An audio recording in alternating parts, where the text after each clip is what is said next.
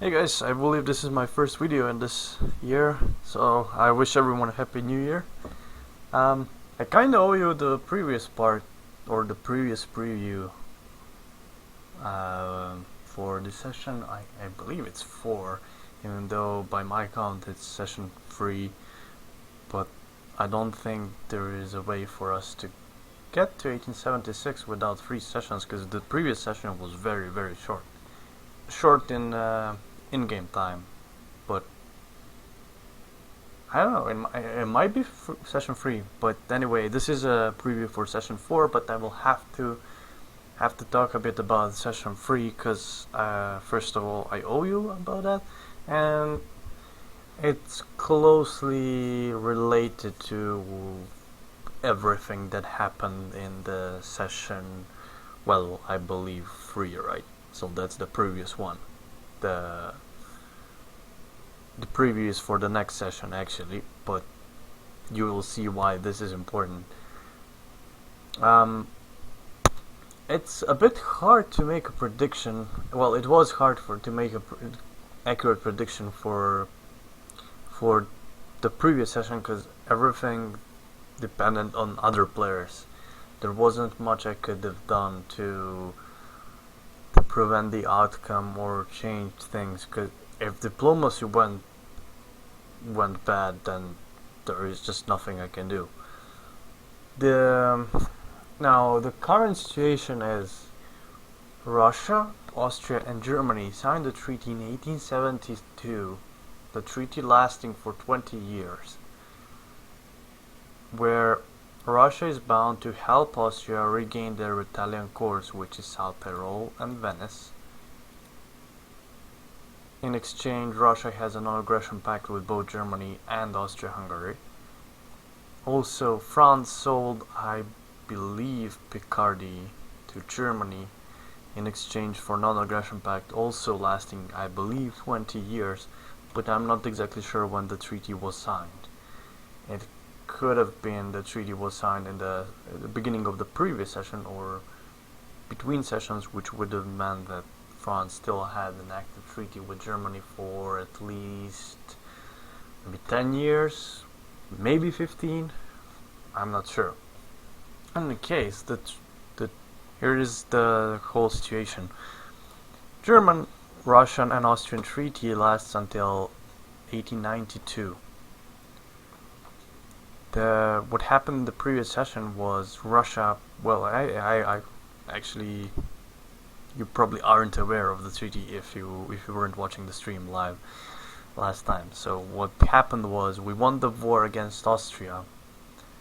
That was me, Ottomans, and I don't know if there was another minor power helping us, but it was mostly two of us winning the war.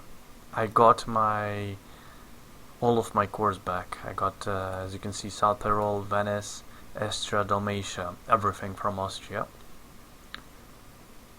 I don't know what Ottomans gained from that war. It could have been just prestige or money. I don't know. Maybe a colony. Can't really recall. Doesn't really matter. They didn't really provide much, aside from distracting Austrian troops and occupying some areas, but most of the fighting was done between Italians and Austrian troops. Now, at that point, I believe France did not have non-aggression pact with Germany, which meant there was a possibility of Russia, Italy and France attacking Germany and Austria. Austria was already heavily beaten and he was out of manpower. So I pushed for that war, but instead Russia signs this extremely stupid treaty, which I'll keep blaming him forever, because it's completely retarded and I don't think it's beneficial for Russia in any way. Where he gets Galicia in exchange for helping Austria regain his cores in Italy.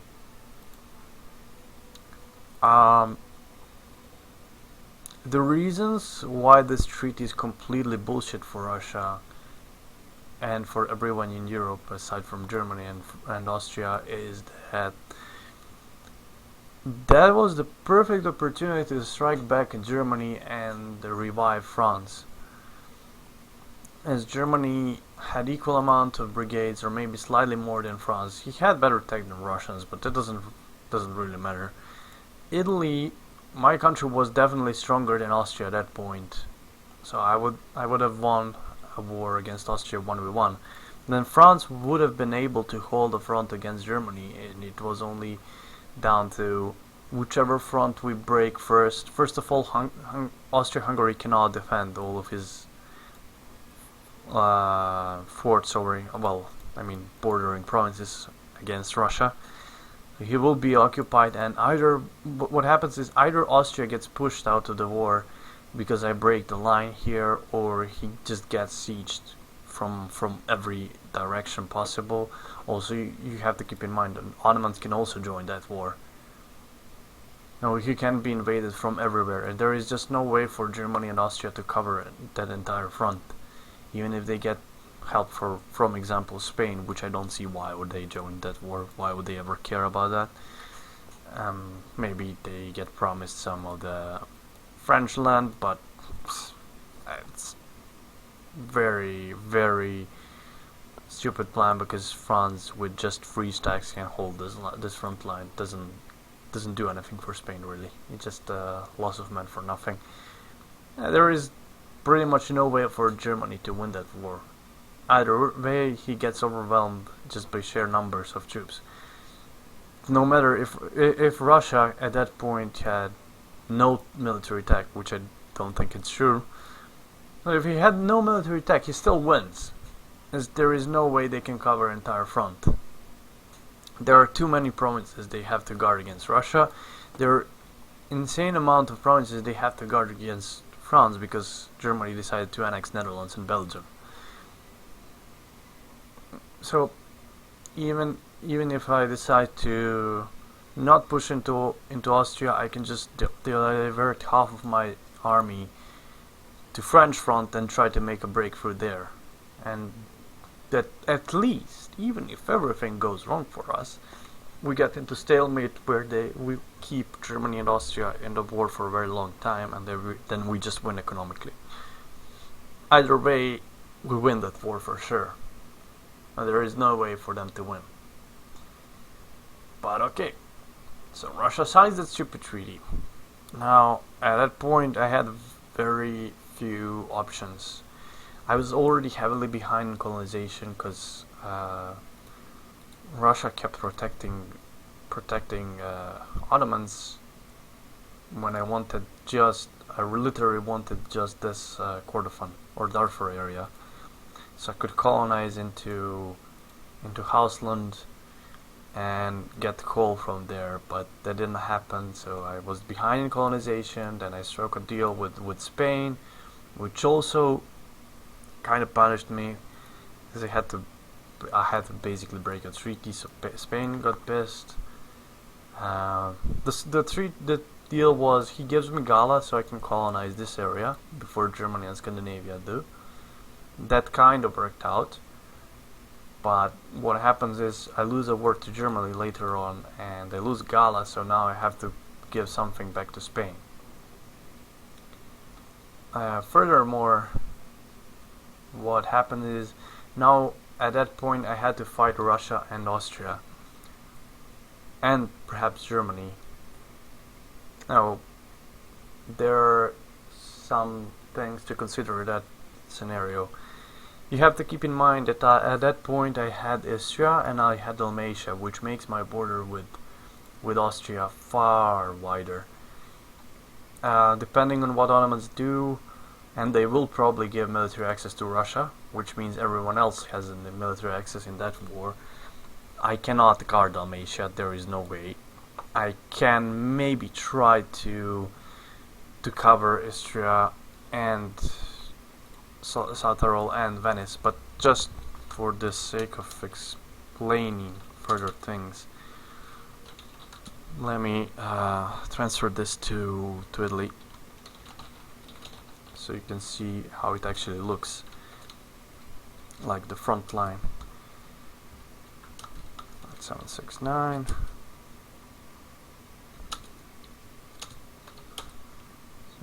870. And okay, there we go.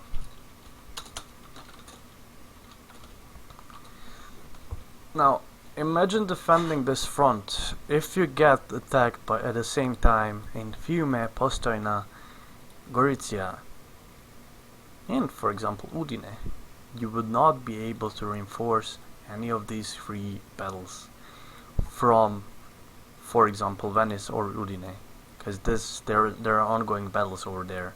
Even if they just attack into Postojna and Fiume and start a battle in Gorizia, I still cannot defend there. The only way I could reinforce is using Navy to ship over troops here, which is possible, but it's very hard war for me to fight.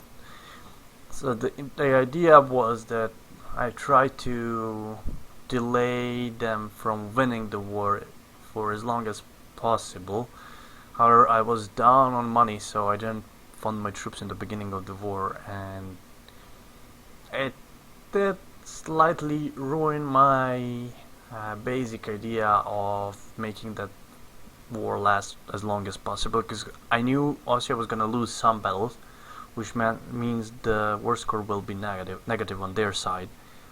They will eventually win the war, because I will just run out of troops, and it's not worth for me to keep on fighting that war for a very long time if I'm gonna run out of troops, as then I'm gonna be extremely weak in any future wars. And the idea was to win one battle, get positive war score so they can't add more war goals on me, keep Austria and Russia blockaded forever so they get war exhaustion, and basically wait until the treaty expires. At that time, meanwhile, France and Russia should grow, because Russia doesn't have to commit as much to this war as Austria has. So Austria will get hurt by the war. He might even lose in a very, very long run due to war exhaustion. And then Germany is kind of left alone in Europe with no safe allies, like no strong allies. But that didn't work out 100% according to my plan. Because of the bad funding, I didn't manage to hold the front for a very long time. I did win some battles, and in most of the battles I was inflicting heavy losses on heavy casualties to Austria, but it didn't really mean much. In the end, the peace deal was extremely good for me, because I only lost Dalmatia and Istria, which brings me back to the basic safe position. Now, at this point, Russia still has a treaty for 16 more years, I believe. Yeah, 16 more years from this point in the game. Now, they also have a truce with me for 3 more years. That brings the difference between the truce and the treaty ending down to 13 years,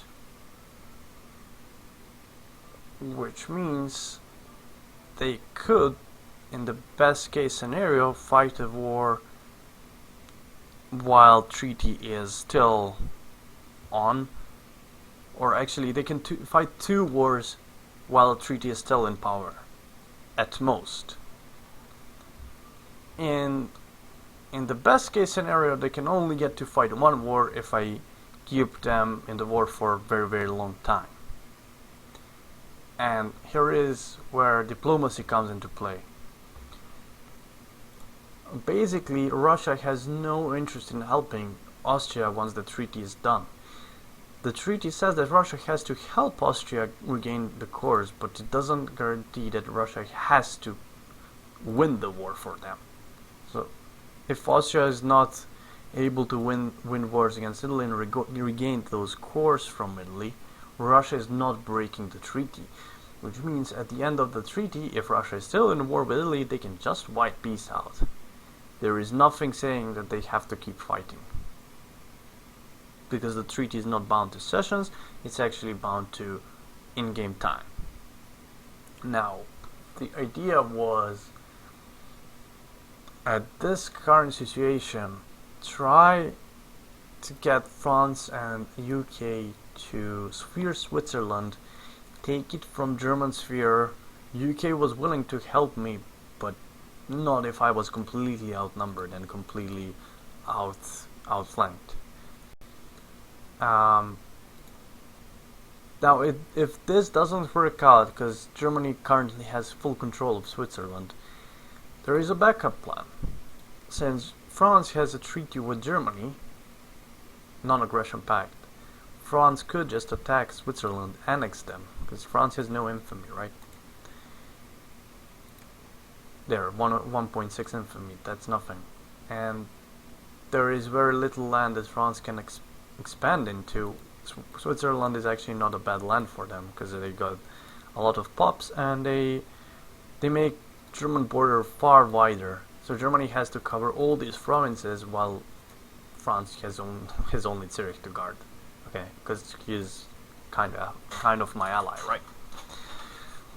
Now, if that happens, and you, at the same time, as soon as the truce expires between me, Germany, Austria, and Russia, Germany was gonna declare a separate war, either to release one of my states or to get some colonies. And now, if this passage was out of the picture, and France does not give military access to Germany, Germany would have to pile troops through Austria and attack me here, where I only have 3 neighboring provinces to Austria. One is mountains, so that's out of the question. They cannot attack there. And the other 2 neighboring provinces are hills with possibility of easy reinforcement. So it's not like the situation in Istria, where I can't reinforce if there is an ongoing battle over here in Gorizia. But Treviso and Udine are both provinces that I can easily reinforce. Now that means Germany has to get a naval superiority to actually be able to invade Italy. And now at that point, I either make a huge fleet that can just sunk his transports quickly and then retreat and keep doing that. There is another thing. I already have a huge fleet, but it's mostly transports. Now what I can do is, if he lands in Sassari or Sardinia, that doesn't really mean anything for me. It doesn't change war in any way. The issue is if he lands in Sicily. What I have to do is basically just pay attention to where German Navy is, even if he has complete naval superiority, so I can't fight him. I just keep like 60 or 70,000 troops here. And I split the troops into like a triangle of, let's say, 25,000 in each province. Wherever he decides to land, he's gonna suffer crossing penalty, which is -2. That's basically like attacking into mountains. It's very bad for him. He can't really win that. The year is already 1876, so I have machine guns. Defense is already way better than offense, not taking into picture crossing penalties and everything. Now he would have to ship tons of troops. It's just not worth for Germany to continue fighting this war. Either he loses the war or he gives up at some point and we sign a white peace, which I would probably accept. Or surely I would accept a white peace. I don't have a reason to fight Germany. Now, where I disagree with most of the people, and people just don't understand that, and that's actually the reason why I got so frustrated, and there was a lot of salt on stream last week, or last Sunday, technically last week, right? Is because people don't understand. Mostly Austria doesn't understand that there is no way, no matter how many troops he has, there is no way they can push into my front line over here that is just 3 provinces wide. It is too late for offensive battles to work out. Okay, so surely those, by the way, those forts that I'm currently building would be over by the truce timer. I have fort advantage. I have defensive bonuses from technology. and I have river crossings, and they're attacking into hills. So that's four advantages on my side. And then on top of that, I also had very good defensive generals, which you can't probably see right now because I kept them in behind, I believe. But I think at one point during the stream I had 2 attack, 5 defense generals, and 4 defense general. Oh, there is no way they can break through. Even the 2 defense is just enough to hold those lines. And let's not go through all the generals, but there is no way for Austria and Russia to break through my line there, no matter how many troops they have. The thing is, combat width is only 28. That means I need 28 brigades of combined infantry and artillery to hold the line in one province. This is even less for mountains. Combat width reduced by 66%. So I need far less than, well, let's say it's only 50. I need only 14 brigades to hold Bozen.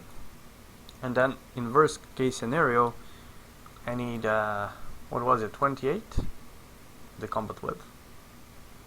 28. So I need 56 brigades to hold these 2 provinces against full amount of their enemy troops. And I need 14 to hold this. That's what? 56 plus 14, that's 70, right?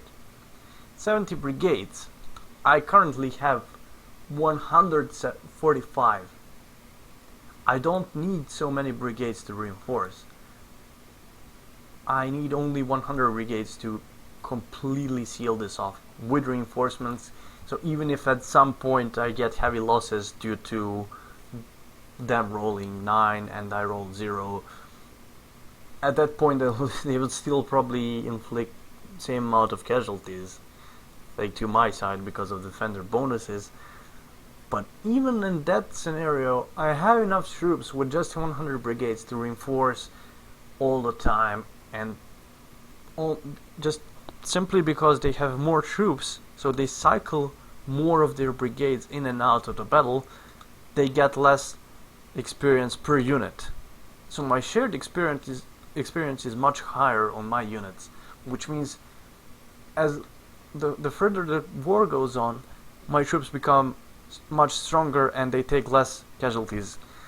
And that's why I strongly believe that this war is completely unwinnable for Austria and Russia. Now, like I said, Germany was also gonna attack, but there comes those 45 extra brigades that I have that don't have to be engaged in this front. 45 brigades is more than enough to hold Sicily and to keep some reserves over here in Rome and then in Campania, Puglia and stuff. And on top of that you can add mobilized brigades, which might be useful or might not be, depending on the situation and economy. If I wasn't getting war subsidies, I would have probably not mobilized. If I was getting war subsidies, I would have just mobilized just in case something bad happens, like a huge rebellion during the war. So I don't have to devote my regular army to defending from rebels. You can just use mobilized troops, for example. But that was the entire plan, and I'm sure Austria would be stubborn enough to keep fighting until it's very clear for them that they cannot win the war. Or at least in that scenario, okay, since Germany was the first one to attack me, and I was just either gonna keep fighting that war or surrender, and eventually there would be a peace between Germany and me, as he would realize that either he can't win or I would just surrender. At that point, Austria, what Austrians thinking would be is that, okay, we just need to keep piling troops on Italy, make him suffer, make him get, lose troops, because he has Russia on his side, so he has more manpower.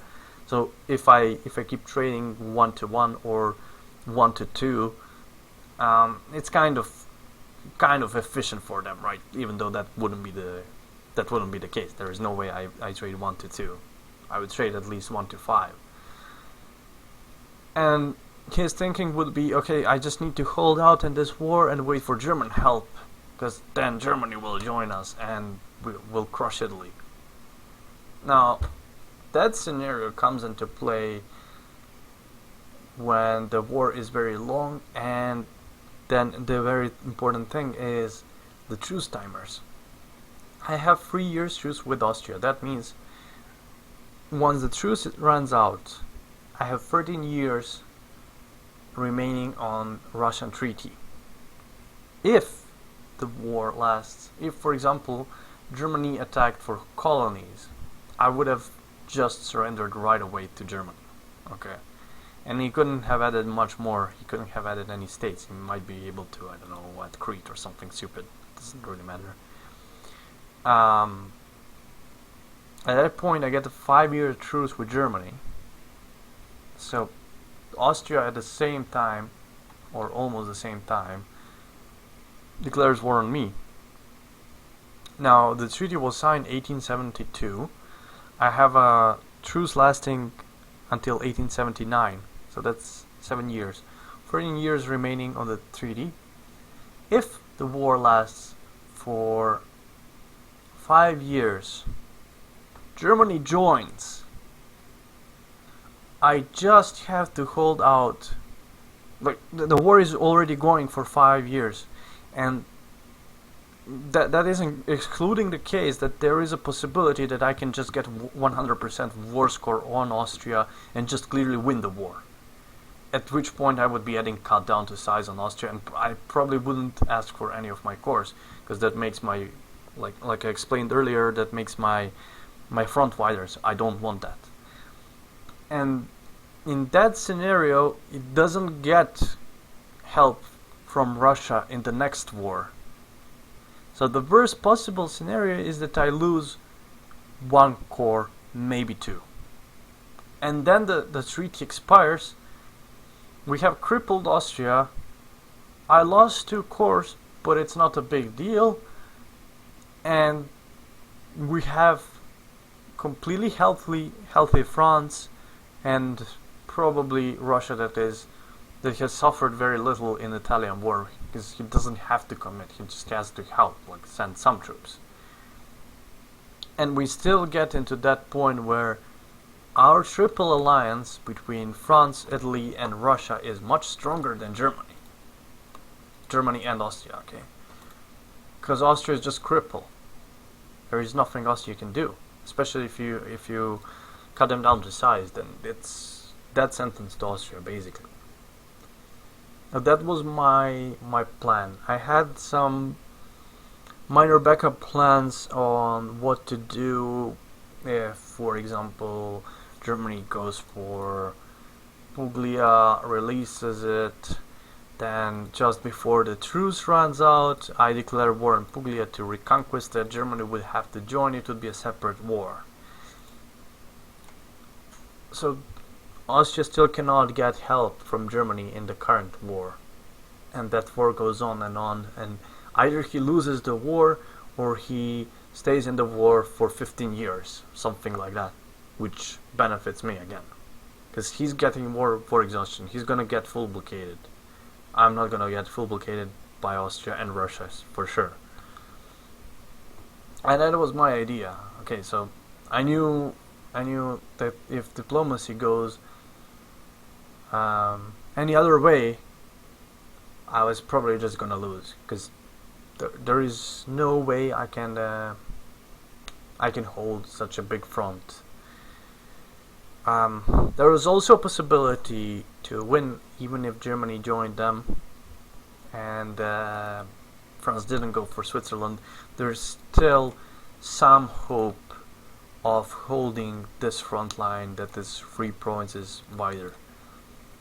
Okay, I would have to build some force here very quickly and hope that they don't push me in first 3 years of the war, because then I can get level 3 fort here, level 3 fort here, level 2 fort in Novara, because it takes approximately 3 years to build a fort, I believe. I think we can check on one of those points. Yeah, okay. So yeah, more or less 3 years. No, not exactly sure, but this already started, so it might be exactly 3 years. That all depends on France and what France decides to do. Now, what I've covered so far is a logical plan that any French player should do. What happens instead is, in the game, France not only decides to grant military access to Germany, so at least he could have blocked a passage to Germany and make Germany suffer in the war against me, so he would have to commit his troops, he would lose some battles, as he actually did, even though the situation was far worse for me, like incomparably worse. So not only France gives military access to Germany, which means I'm gonna get invaded through the west, he also prepares to actually fight me. So he gains stuff, because he knows he can't win against Germany 1-on-1, and he has a treaty with Germany, so he's just gonna, turn on his ally and grow here, which I think is completely stupid, but whatever, his choice.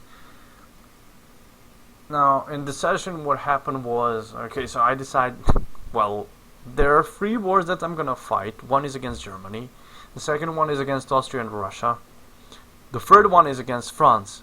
There is only one war I can win, and that is against France. Maybe I can win against Russia and Austria, but not if France gives them military access.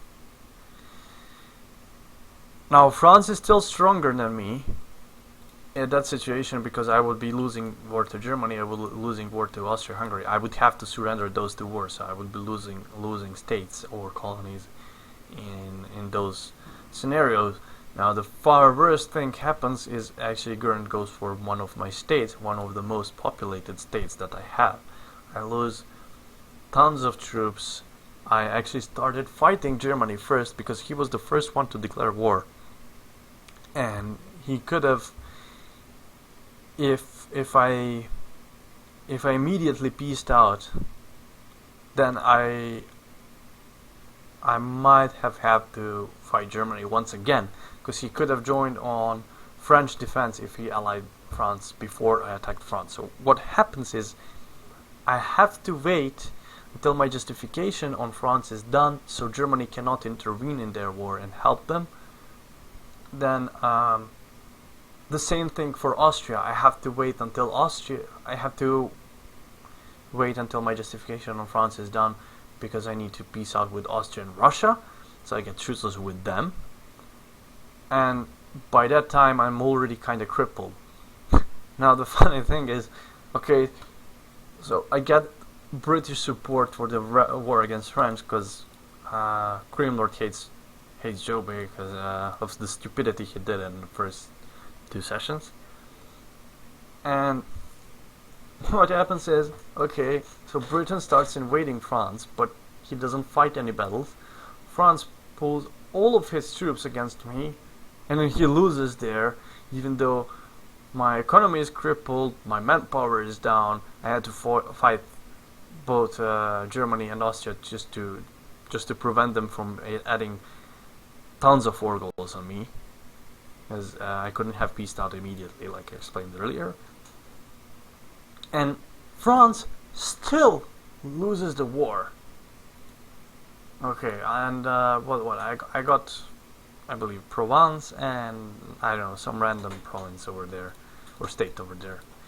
But at that point, the game is basically over for Italy. There is no recovery, because there is still one more war that Austria can, at least one more war that Austria can fight on you with the Russian help. Although, actually, I'm not sure. No, Austria didn't get Venice in that war, so Austria can still ask for Russian help in that war. Germany is already got Campania, so Germany will in the next war just attack and probably release more stuff. France is your enemy, there is no help from France anymore. UK, even if they wanted to, can't really help much, so that is just game over for Italy at that point, which is very unfortunate because just diplomatic situation in this game. This entire game and entire campaign from day one was complete garbage, and that's why I was kind of pissed. And there are also some few more things that I want to point out. Okay, so go to Austria. Austria currently has 9.8 million population compared to Italian population 8.5. Compare that to Germany, 19 million population. Compare that to Spain, 9.7 million population. After Austria got their course from Italy, which I should probably say, switch to the endgame save. Austria had same amount of population or same population as Spain in the end of the session. So I've been blamed for doing bad diplomacy. Okay, whatever. Their opinion. I can agree or not disagree with that, but just look at the numbers. And game, Austria has 12.8 million population. Spain has 12 million population. Austria has same population as Spain, which starts with, I believe, 4 million population, and Austria starts with 9 million population or something like that. That's ridiculous. Just from getting population growth tax, Austria should easily outgrow Spain and be at least twice as large at this point. This is how poorly, not only diplomatically, but like everything about Austria was bad. Now, the thing is, because of the diplomacy and how it played out in this game, Husser playing Austria might think he's doing well. I just get very pissed about this because you get the feeling that he's doing well, but he's actually not. He's worse than starting Austria, which could have been just completely AFK, done nothing but research proper tech, not engage into any wars, and still be far larger than this. Instead, he goes there like fighting wars for Germany. Basically, Germany has not fought a single proper war in the entire game. Okay, that's how ridiculous the situation in Europe is. France has given up, I think, 3 states to Germany. Austria has been basically just a puppet of Germany, fighting German wars for them, knocking out the competition, the possible competition. Germany has not fought a single war. That's if you think that this Europe is healthy and balanced, I don't know what to say. If this game is fun for anyone to play, I'm just speechless. Like, how is this fun for anyone? Okay, I have right to be salty because my country is basically annexed. But if I was playing this Germany, how would that be fun for me? Like, it's basically like playing against AI.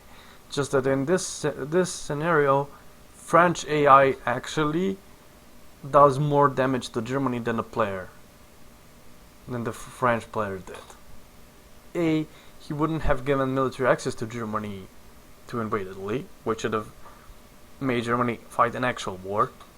B, Germany got at least 3 states from France without spending infamy. At least France could have made Germany spend infamy to gain those territories.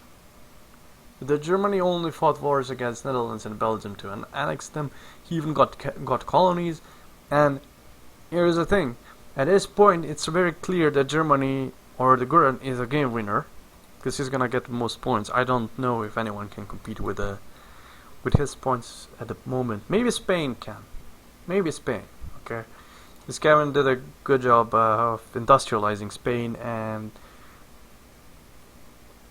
judging by the I don't currently know. I think the Spanish coefficient is 6, and the German coefficient is or 8. Yeah, I think German coefficient is 8 or 9, and Spanish coefficient is either 5 or 6. The coefficient for Spain is much lower than for Germany, but Germany is insanely large at the moment. But if it happens, and it will most likely happen, is that France gets divided by, at some point, by UK, Germany, Spain, and Austria, then Spanish score will go up further. If about New World countries, it's possible that Mexico could compete with those stats. Persia, I don't think so.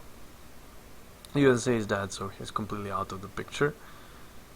Gran Colombia is doing okay, but he's not gonna industrialize as quickly as enough to actually make a difference.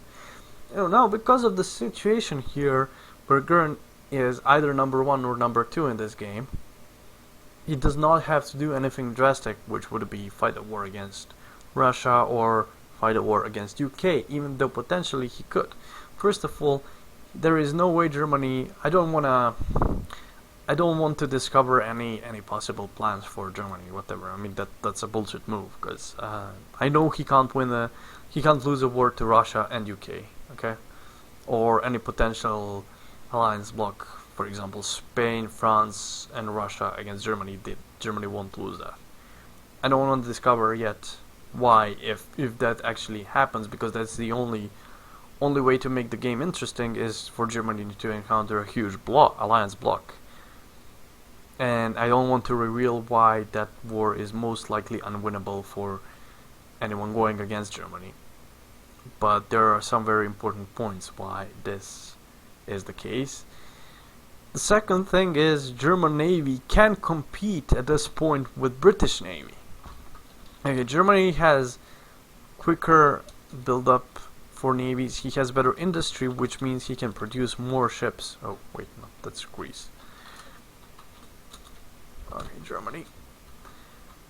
Oh, let's see how many. All of these ports will be court ports, which means they provide far larger naval supply limit. So we have 1, 2, 3, 4, 5, 6, 7, 8, 9, 10, 11, 12, 13. I don't think he's gonna core Rome. That is most likely not gonna happen. But he has 14 states with naval bases, and then on top of that, he has colonies. Now, currently, his naval supply limit is not high, but that's probably because he doesn't. Yeah, he did not invest in high-level naval bases. But definitely, with better tech and better industry, German Navy can compete with British Navy. So he has all the options available in this game. He can go on Russia, he can go on Britain, can do whatever he wants in this game right now. But the reason he might not want to is because he wants leverage for the next game, where he can pretend to not be very aggressive, like, no, I've been loyal to my allies, and that kind of bullshit. So he gets, good allies in the next game as well. And I think that's a very shitty game if that happens. And then the last 2 or 3 sessions don't make any point, because the game will be just boring. Like, there is nothing happening aside from some minor wars with majors fighting against minors to grow even more, and then Germany perhaps just eats France, because no one's gonna help France at this point. After Germany eats Italy, which I don't know how much time it will take them. I don't even know if they're gonna just let Austria eat Italy, which is probably the case. But what happens then? Is there a war against Ottomans? Is there a war against Russia? I don't know. I don't think so, because Austria is not a greedy player, and Austria wouldn't push for that. So the only way for the war to break out in Europe is if Germany decides to attack someone. Because Russia is too big of a pussy to actually attack Germany. And because you can't win the war. At this point. Now that's covering Europe. I haven't talked at all, or almost at all, about stuff that has been happening in North America and South America in this game, but we have a very interesting situation where we have Argentina, Brazil, Gran Colombia, all players, all allied in some treaty with UK, which I don't know if it's still valid. But then we have Canada and Mexico currently players in North America. USA is clearly dead. I still cannot predict how huge or how strong Mexico is gonna be, because their potential is kinda limited because of the accepted population. Now, Texan and Mexican, I don't know how much of the population of USA Mexico is gonna be able to assimilate. And that is a big question. That is actually the major reason I cannot predict the outcome of the game for Mexico. Mexico could theoretically assume position of United States of America as a top great power, basically, but it's much harder to do it as Mexico, just because of the bad tech and accepted cultures. Oh, that will be actually interesting thing to see in this game. Wow. Sorry for that. I'm gonna mute myself for a moment.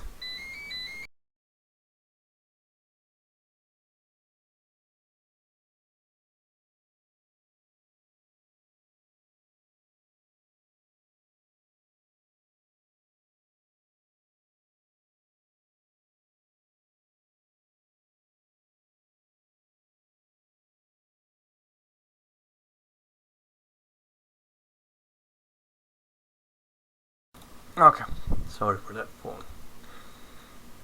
Where was I? Yes, so there is a Canada also, and honestly I was expecting Canada to expand further more into American land, but for some reason he didn't, and I don't really understand the deals with it we have in this game. Okay, so this is actually a very valuable state, El Salvador, because it has tropical wood, which will become rubber, right?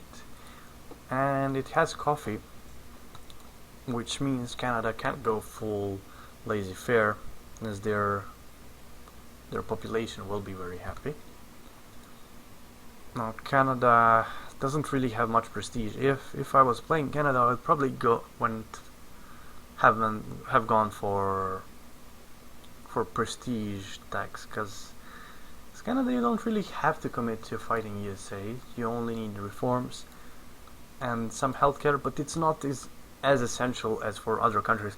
Because you start with very low population, you just your entire game plan is to get a lot of immigrants and actually get immigration higher than USA as quickly as possible. It's not an easy country to play. It's not a very fun country to play either, because there's generally not many things that you can do just because of the crappy population that you have. But it's a country with very high potential.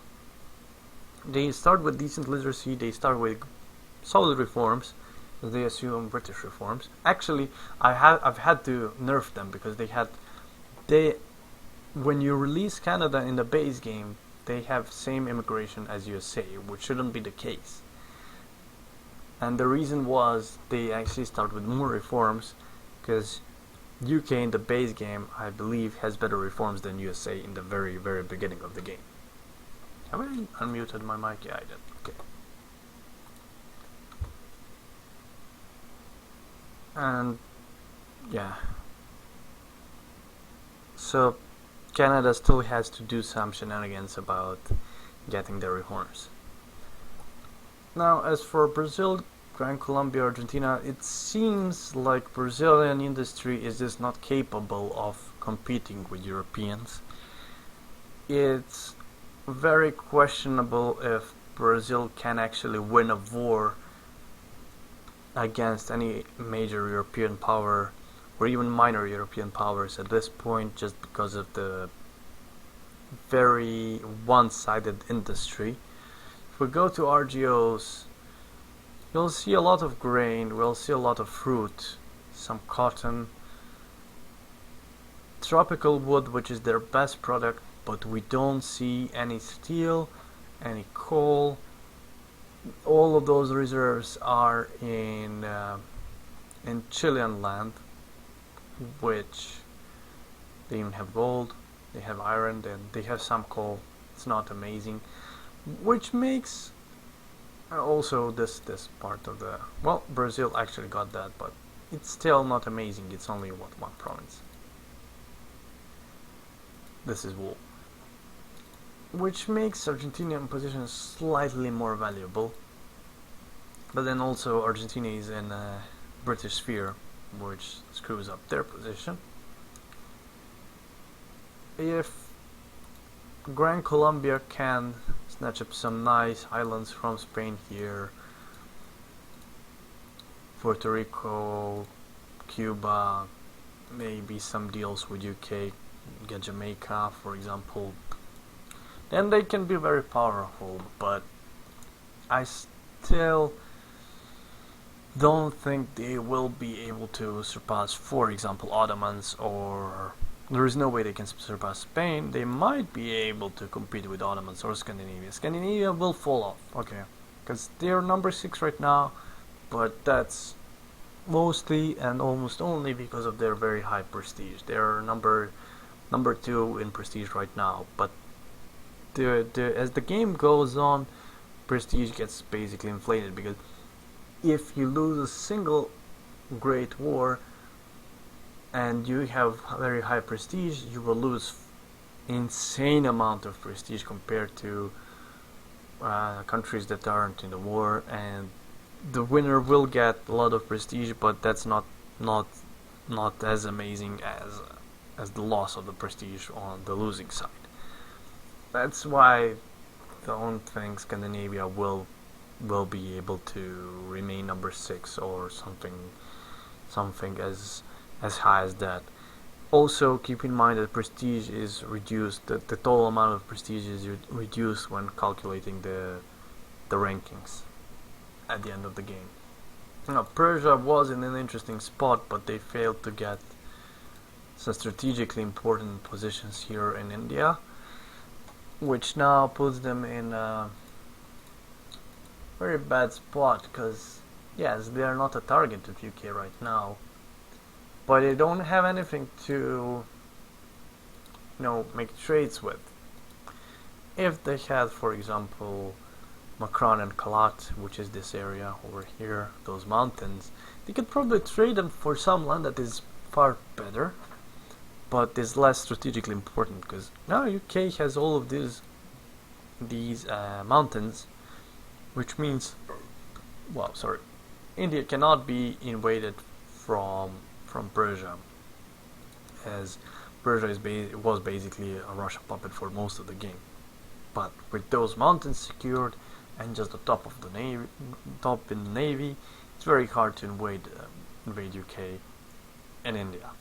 It's much easier to invade them in British Isles than in India. Now Japan was in a terrible situation here. They just lost the war with UK, and if anything, Japan should be looking to ally Germany here. I think this is the most interesting thing that could happen in Europe, and that is basically a World War One, or well, World War II without Italy scenario. Now Japan allies Germany and Austria, perhaps maybe even Spain, where they decide to split India, because if they actually had naval superiority, which they would have with Germany, they could invade potentially invade India. I'm not saying surely, but potentially invade India, and it would make Britain split their navy into half and guard both India and Britain, which with only 50% of their force limit, I don't think they would be able to do against Germany and their allies. Now, at that point, probably why this makes sense is because Japan is an enemy of Russia. There were already some wars over here. This, by the way, Brazilian Empire of China, this is actually Russian. It was a game bug, so that's how Brazil got it. But definitely, Japan is going to fight Russia. Russia will most likely invade them for Korea, as they are already losing to UK. And at that point, Germany and Austria could jump on Russia as soon as the treaty with Russia expires, which is in 3 years. Austria will probably want their cores back, and at that point the game could become interesting if they decide to actually fight for that. Now, there are also some interesting sides to cover in that scenario. Who would the Ottomans join? They have some reasoning to attack Austria. They might want Wallachia and northern Serbia. Who would Spain join? Because Spain is a very big player right now, or he is becoming a very big player. He was already blocked by UK. UK did not allow Spain to get Sardinia, and he is kind of blocked by Scandinavia now. It's very unclear who Scandinavia would support in that case. If this does break into a huge war, it will be very interesting. If not, then I think the game will just be boring, and we might end in 2 sessions. The reason is, if no one backs Japan at this point, then they are just dead, just food for UK and Russia, at which point UK might actually overtake Germany as number 1. He might, yes, currently, okay, he is number 1 by points, but this is way too low margin between them for UK to remain at number 1. It's only his prestige is keeping him as number 1 right now. Look at the German industrial growth, and that will keep growing. Germany has insane growth. Okay, yes, UK has 3 times more population, but most of the population is in colonies.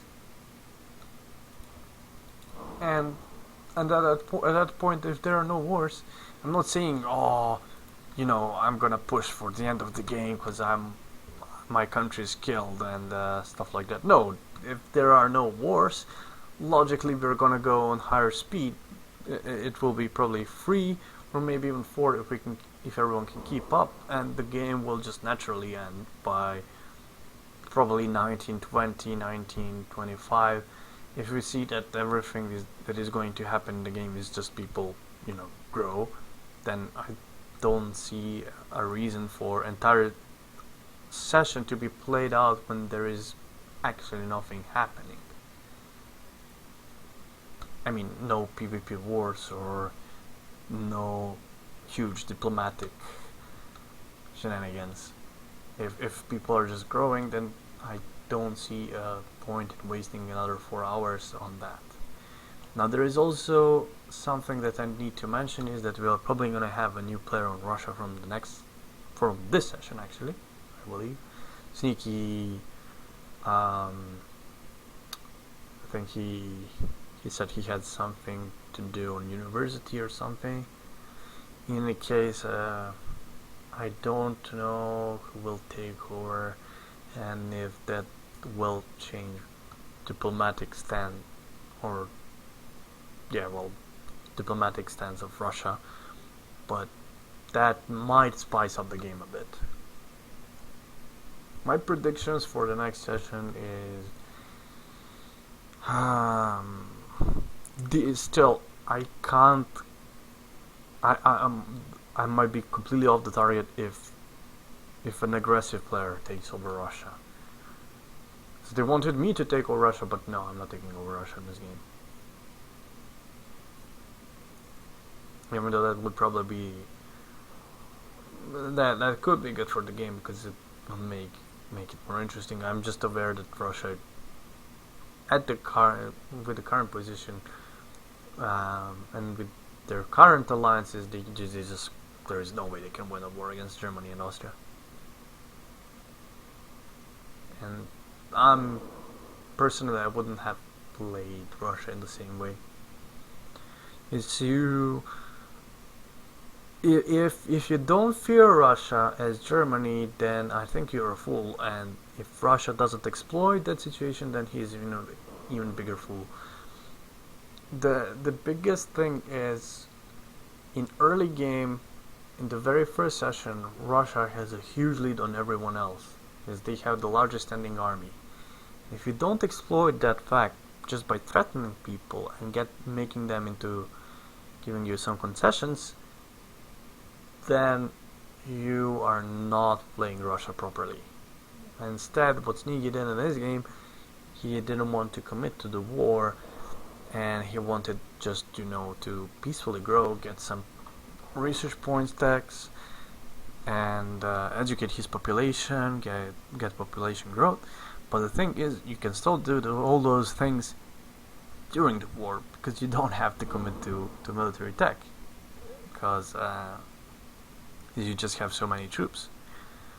Even if you start losing battles, you can just let them occupy your land, and the enemy will die to attrition eventually, and then you can strike them back with superior numbers and just overwhelm them, no matter of how bad your generals are, how bad your army is.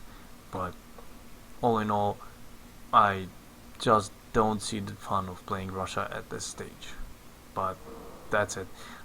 My prediction is, if someone that plays the same way Sneaky did, or someone that is not too aggressive takes over Russia, the most likely scenario for the game will be that France gets another state from Italy, Austria gets another 2 or 3 states from Italy, Germany blocks France over here from expanding further into Italy.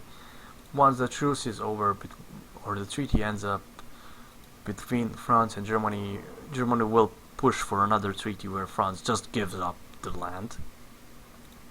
And judging by the way Joey played so far, he will actually accept that treaty, even if it's losing 2 states to France, just to not have to fight them, which I think is bullshit, because you should still at this point, even though France is in a very, very shitty position, you should still fight Germany just to make it harder for them to invade you or to grow. It is your natural duty as France to be thorn in the eye of the Germany. So you should make them at least pay for what they're getting at that point. But like I said, the most likely outcome is that France will just give up more stuff to Germany to not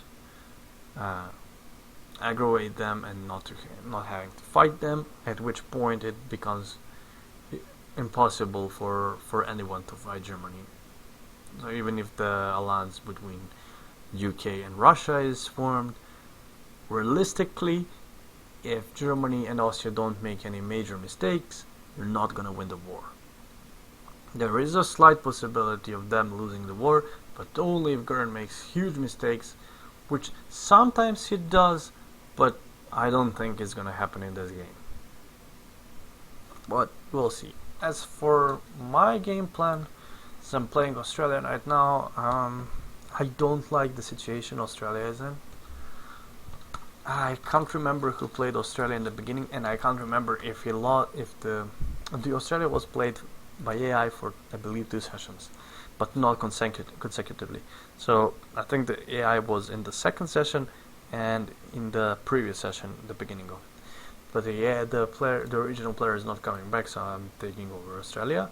Right now the goal is to, let me switch properly, okay, so you can see everything. I'm letting Portugal occupy my non-gold provinces. Unfortunately, this was already occupied, so I'm gonna leave it occupied for now. But the goal is get a lot of war exhaustion from occupations. I'm also losing this war to Cambodia intentionally. As soon as 110 days run out, they will start sending me peace offers which will give me militancy and war exhaustion, which I need for reforms. And once we are done with all the reforms, we should be able to get a lot of immigrants, which we are not getting right now. I think I'm getting maybe 2,000 immigrants compared to Brazilian and Colombian immigration, which is 12,000. As China just westernized and start bleeding people out like crazy. But for some reason they're not going to Australia. Well, the reason is because no reforms. Everyone else is so far ahead.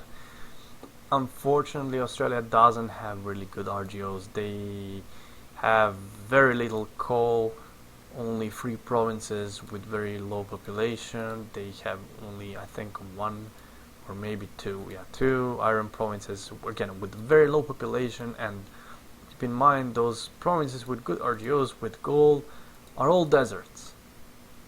All deserts except for this one. And still, very low population. And then the con is that Australia got, this is very bad, has low population, has fish, it's not amazing, grain, again very bad.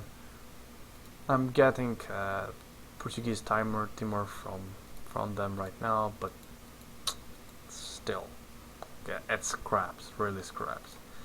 I'm also gonna get Portuguese Hong Kong, which is kind of better because it's tea. We didn't have tea before. The only good thing is we got those shitty islands that have very low population, which is easy to make to core, and we're gonna have a lot of naval bases there, which means I'm gonna aim to first of all get reforms. Second thing is industrialize.